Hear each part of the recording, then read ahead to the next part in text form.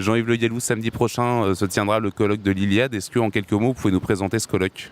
Bah oui, c'est une réunion pour la communauté des Européens de se retrouver et de sortir de l'espèce de dépression que les Européens subissent parce que c'est la repentance permanente et de leur dire à quel point ils doivent être fiers de leur civilisation, heureux de leur héritage, fiers de leur civilisation, de ses inventions scientifiques, de ses innovations technologiques et puis de toutes ses créations artistiques, musicales, littéraires, sculpturales, picturales, vraiment donner des raisons d'espoir et puis dire que eh bien, pour avoir un avenir, il faut puiser dans le passé, puiser dans la tradition et lui donner un nouveau sens.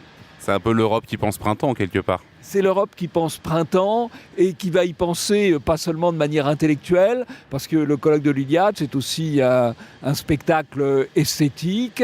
Ce sont des stands artistiques, des stands d'artisans, un salon du livre aussi, bien sûr. Et puis parce que nous pensons à l'Europe qui vient, c'est-à-dire aux Européens qui viennent, il y aura une halte garderie. Donc les familles peuvent venir avec des enfants, allez, on va dire à partir d'1 ou 2 mois.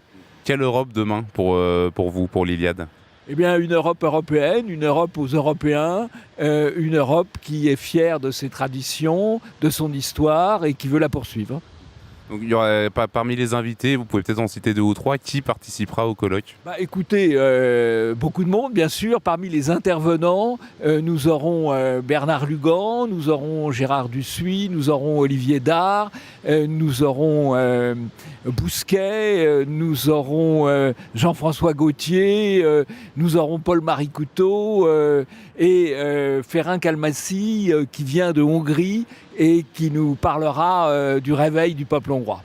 Alors que l'extrême droite est souvent taxée d'être très nationaliste, vous mettez beaucoup l'accent finalement sur l'Europe, sur la construction européenne, donc pour préciser... Alors, d'abord, nous ne considérons pas d'extrême droite, qui est un terme de polémique, mais indépendamment de cela, non, nous ne sommes pas favorables à l'Union européenne telle qu'elle existe aujourd'hui. Par contre, nous pensons que les Européens, qu'ils soient allemands, italiens, britanniques, hongrois ou norvégiens, que sais-je, ont un avenir commun ensemble et que ce qu'ils ont en commun est beaucoup plus important que ce qui les sépare.